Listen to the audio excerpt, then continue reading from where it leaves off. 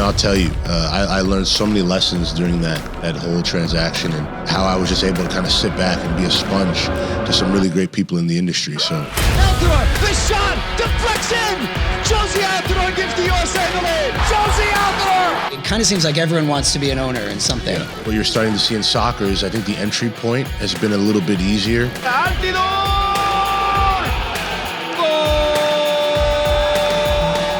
Favorite place I've played? This is a weird one for people, but I think Focus on the U.S. focus on the U.S., yeah. Focus on homes. So,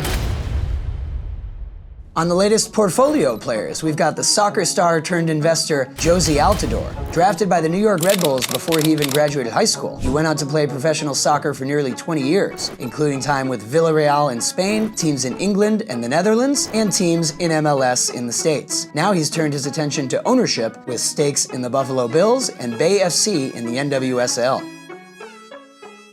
Welcome back to Portfolio Players, brought to you by E-Trade from Morgan Stanley. I'm Dan Roberts here in New York, and we've got the former MLS star turned pro sports investor, Jozy Altidore. Jozy, thanks for coming in. thanks for having me. So you are wearing a Buffalo Bills shirt. I am. We will talk about that. Let's do it. Very cool shirt. Yes. Talk about getting into the Bills. We'll talk about all your investments, what you're up to. But let's just start with soccer. Okay. Look back. You, I guess, retired 2023, would you say? It's always like unofficial. Yeah, I mean, I definitely stepped away from the game. I mean, I didn't really have anything I thought was worth exploring. So basically took the time to get into different things and spend my time elsewhere, and it's been really rewarding. We last talked in 2017, and you had just won the MLS Cup with Toronto. You were toting the cup, and you've played in a lot of places, like a lot of pro soccer players. I mean, you played for almost 20 years, ended your career in Mexico. What's your view now on playing in the U.S. versus playing abroad? You played for Villarreal. You know, the traditional thinking on MLS is like a lot of European guys come toward the end of their careers. That still happens for sure. But you also have a lot of traffic in the other direction now where American stars go play abroad in the middle of their career. Yeah, I mean, for me, I love that aspect of it. I mean, I think one of my strengths has been my connectivity and some of the relationships I've been able to build. And because of that, because of playing abroad, because of, being, unafraid to try different things in different environments, I feel like it's been really rewarding. Made a lot of good connections, a lot of good friends from all around the world in a way that I feel like only soccer can give you. So for me, yeah, I'm definitely of the mindset of, play abroad, try different things. And when you think about it, I've played most of my career abroad, away from the United States. And I don't know, I seem to enjoy it. So. Favorite place you played? Favorite place I've played, this is a weird one for people, but I think Holland. Oh. Living in Holland was so much fun, learning the language. Anytime you get a chance to learn the language is great. The culture there was terrific. I had a lot of fun in Amsterdam, as you can imagine. And so that was a really good time. I really enjoyed it. Ton of good memories. What do you make of where MLS stands today? There's been a lot of growth in that league, keeps expanding, adding more teams. A couple people are surprised by just how much the league keeps adding expansion clubs, new cities. Yeah, I mean, I love it. I think, not only in the men's game and the women's game, we're seeing a ton of expansion, a ton of investment dollars coming into the sport, sponsorship opportunities. So as a soccer player, I love to see it. And I'm really excited to see the continued growth, to see the continued investment into the grassroots of the game, because I think that is where all the ground is going to be made up, improving and making sure we meet kids where they're at and starting to try to develop these young stars. Because, the beautiful thing about the United States is we live in a melting pot. And I think trying to harness all that energy and all the diversity that we have is a strength of ours. So, I'm really excited at the continued growth. There's a lot of talk about the World Cup coming to the U.S. and how that could be big for soccer in the U.S. On the other hand, an event like the World Cup, kind of like the Olympics, it comes and goes. And I don't know if I'm convinced that there will be a big bump for MLS fandom in the U.S. just because of the World Cup. What could be the positive, runoff benefits there? Yeah, I mean, it's a good point. I mean, the idea for me, at least, I try to look at the past and look at what the data shows then. And when you look at '94, the last time the World Cup was here, and then kind of the exponential boom that we saw after, you'd like to think it was because of the '94 World Cup, because of the Women's World Cup that took place as well, that had a huge effect on the growth of the game. That final, I remember like it was yesterday at the Rose Bowl and Brandi Chastain ripping her shirt off. Yep. So these are the type of moments that happen on home soil that I think we have to kind of harness. And when you think about when those moments happen, 20, 30 years ago, even more, you'd like to think that statistically we'll have that same effect, if not a little bit more, across the country. Yeah, you mentioned women's soccer, huge surge right there in momentum. You are a minority owner in Bay FC. Yes, I am. Talk a little bit about not just NWSL, but becoming an owner and how that came about. Yeah, so the NWSL opportunity, I got a chance to be a founding member of that team. And, I'll tell you, I learned so many lessons during that whole transaction. And then obviously the team launching and playing, like just, being on the kind of on the inner side of that and hearing and listening, and from badge to colors, like, being a part of that process was really eye-opening for me and really set the tone in terms of how I look at sports franchises and opportunities. So, I have a soft spot for Bay FC, always will, because of the learning that went with it and how I was just able to kind of sit back and be a sponge to some really great people in the industry. So I'm a big believer in women's game, big believer of kind of reinvesting in it, because I think we did at one time and it now needs additional investment and attention. And I think we've seen the benefits of that. The game has grown so fast, so many new stars across the game. So I'm very bullish, I think, like a lot of people are in women's sports. Bay FC was kind of the first club in the NWSL to do that celebrity athlete investor model, where it was just a star-studded list of founding members. And now I feel like we're seeing that model replicated at NWSL and elsewhere, right? I mean, what do those people bring to the table in an ownership group beyond just the obvious of star power, fans snap to attention? Oh, I know who that is, and they're a part owner. Yeah, I mean, I think that's important, right? The star power, that aspect of it, people, having that ability to recognize people right away. But I think taking it a step further, I think guys and girls have to be active, right? And being on the ground, kind of getting into the community, because I think that's where when you grow things organically, you grow them in a way where they have a really good foundation. And so I think the same thing goes for business, same thing goes in sports. So I think that'll be the challenge for people like myself, athletes, former athletes, celebrities, to really, meet the communities where they're at, get out there, out there in the community, meet people, kind of let them know what said team is about, what they want to accomplish, because I think that goes a long way in connecting with the people that are going to be your supporters. You are also in the Buffalo Bills. We'll talk about that. But if you combine those, NWSL, NFL, ownership stakes in two major leagues in the U.S., right now, it kind of seems like everyone wants to be an owner in something. Yeah. I mean, that's not a brand new phenomenon, but it is dramatically accelerating. Like former athletes, actors, everyone wants a piece of a sports team. Why now, do you think? And then also, why is that happening specifically in soccer? It seems to me where that's where this trend is the most apparent. Yeah, I mean, I think it's pretty normal for athletes to want to be on the business side and want to know how the other side works. I mean, you spend your entire career, right, playing in between the lines, doing that side, but you're also so close to the corporate world because everybody that you go to work with, right, comes in a different set of clothing and they work on the office side. So I think naturally athletes have always had a genuine interest in kind of the bottom line and how things work. I think what you're starting to see in soccer is I think the entry point has been a little bit easier as of late. And so I think a lot of guys just identify with that. And I think it's a good opportunity to learn the business of sport. Being with the soccer team, the fans, all the aspects that come with it, a little bit different to our typical American sports or sports that were birthed here. So I think there's a lot of connectivity in soccer. I think when you look at any sport, but especially soccer, you're able to meet people from all around the world. And I think that's incredibly valuable to make sure you're exposing yourself to different cultures. And so maybe that could be it. I mean, selfishly for me, that's one of the reasons why I love soccer opportunities is the diversity that are usually involved in them. Are you looking at additional soccer opportunities? I mean, we talked to a lot of guys who they have bought stakes in European clubs. Yeah, I've looked at some stuff. We'll see. I've done a little bit in soccer, but I want to do something, sink my teeth into something stateside that I think could be a good project. So we'll see what comes up. But yeah, I'm definitely looking. Yeah. You're focused on the U.S. Focus on the U.S. Yeah, focus on home. So we'll see. What do you think is your cause, or what's a cause that you care most about off the field?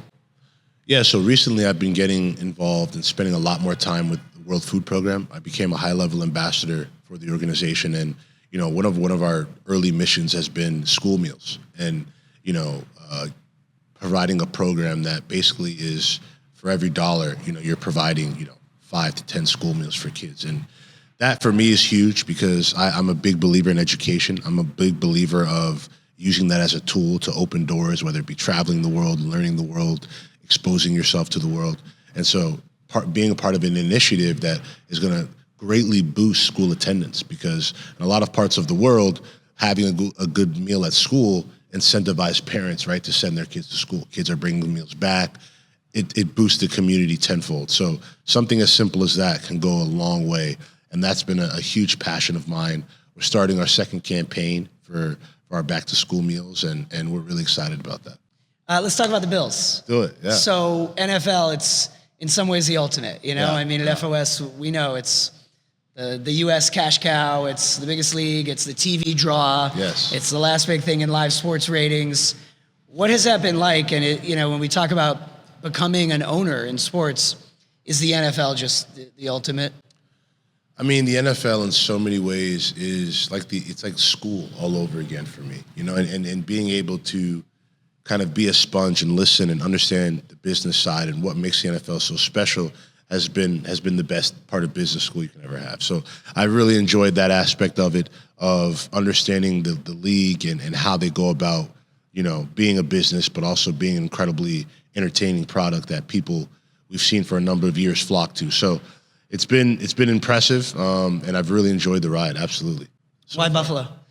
A lot of connectivity through Toronto and Buffalo. So being that I spent so much time in Toronto, it seemed like the best fit. And so again, when the opportunity was presented to me, I took it with both hands for sure. And of course, just days ago, we had this news with the Maple Leafs. Yeah. Or at least the organization there of a partnership with the Bills. And does that mean we're going to see the Bills kind of inch up north more into Canada? Yeah, hopefully, the idea is to really grow the brand in Canada. Part of that is these wonderful shirts. I don't know if you can see it on here, but these shirts are terrific. Part of a co-launch we did, a joint venture with Peace Collective. These things sold out in like 2 weeks. Nice. Right? As soon as they hit the show. So that tells you about just a small picture of the appetite I think people have on the north for the Bills, and really excited about that partnership and growing the brand out there. What's been surprising so far about getting involved with the Bills? Like you talk about the learnings, like I think how it all came together was really interesting because again, it teaches you a lesson about your surroundings and about putting your best foot forward. So I was approached, by Derek Higgins, who was representative of the league, but it was through, while we were at MLS All-Star. And so, just constantly, when you hear people say, put your best foot forward, take every meeting, you kind of never know what can come of things. And so, although I was focused on something else, this opportunity was presented, and that's how it came about. So I would say a big lesson is, always try to expose yourself to different opportunities, different environments, because you never know what's around the corner. Take every meeting. Every meeting. Yeah. That's a good poster for financial advice. Okay, so we talked about investments in teams. What else are you currently in? Any side businesses, projects? Yeah, so something that's taken up basically my every day has been Sogility. So Sogility is a soccer tech-infused training facility.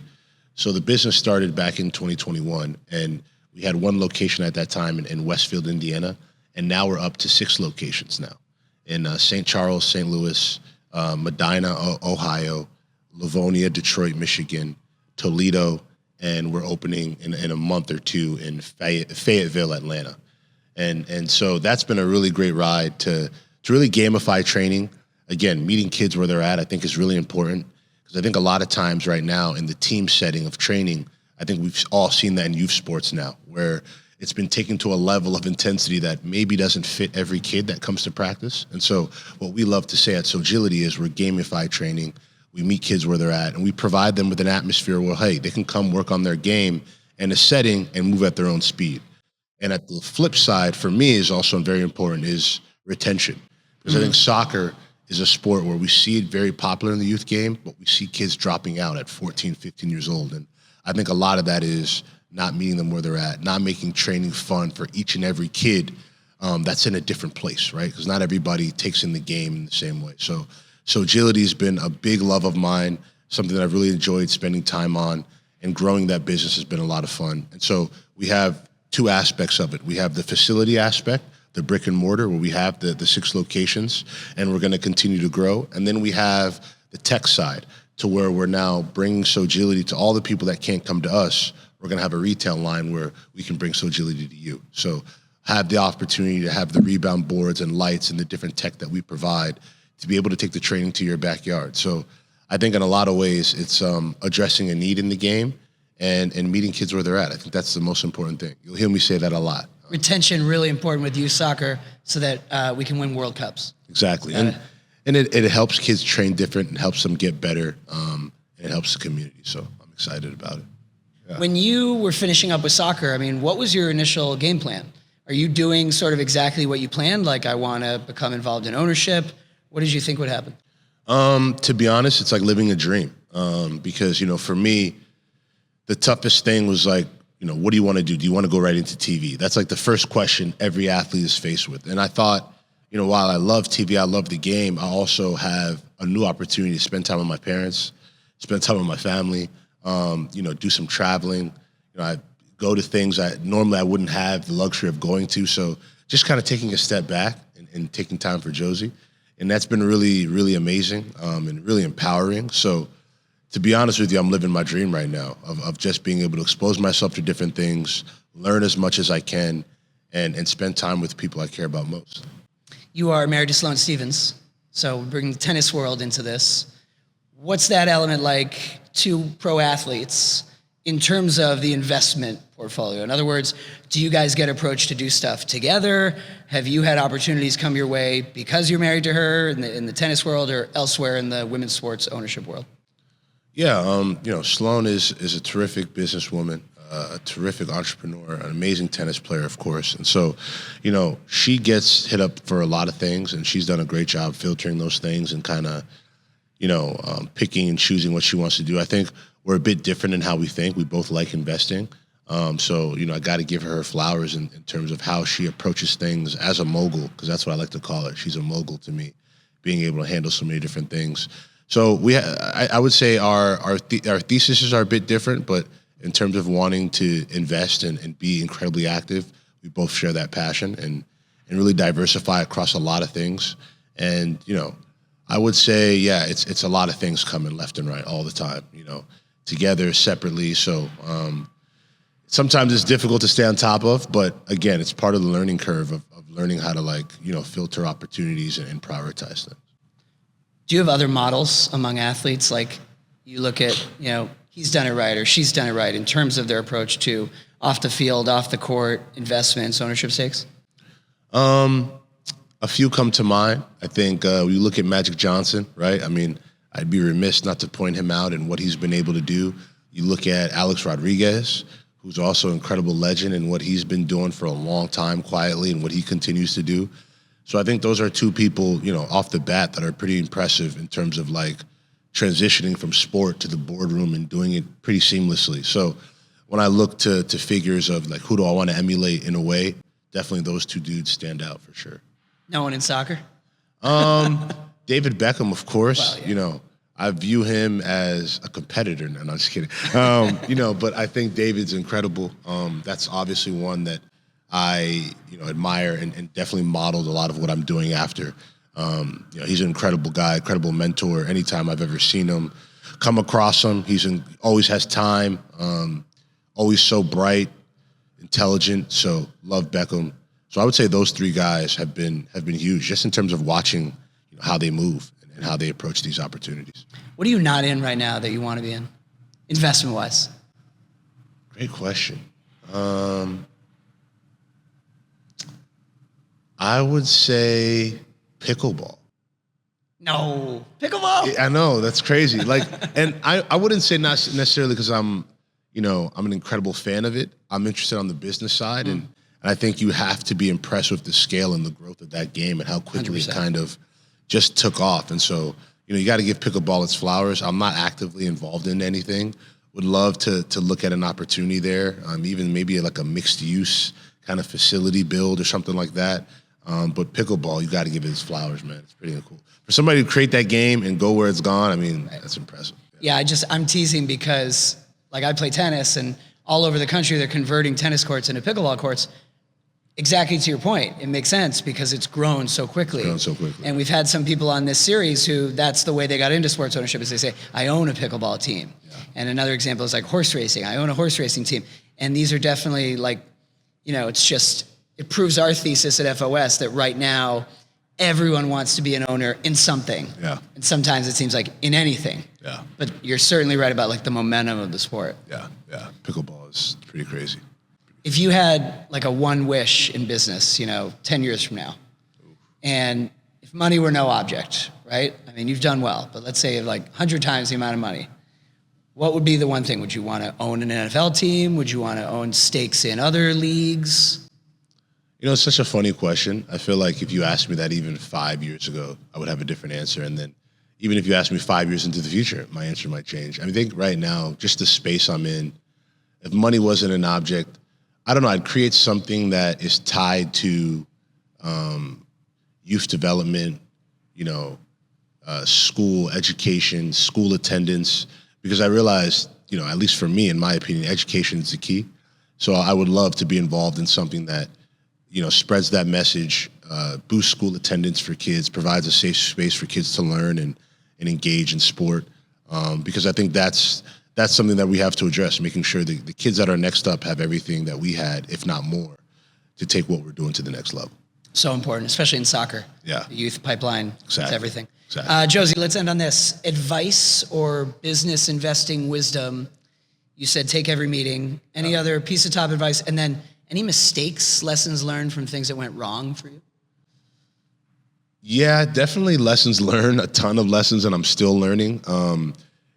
This idea that you have to be in everything. I think for me at the beginning, I was like super excited. I was like, oh, what's that? What's this? What's that?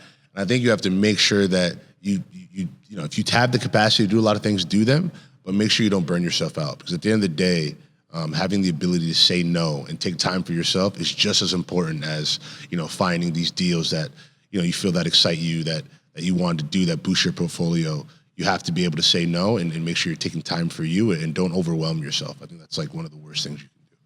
That's great. Yeah. Say no. Say no.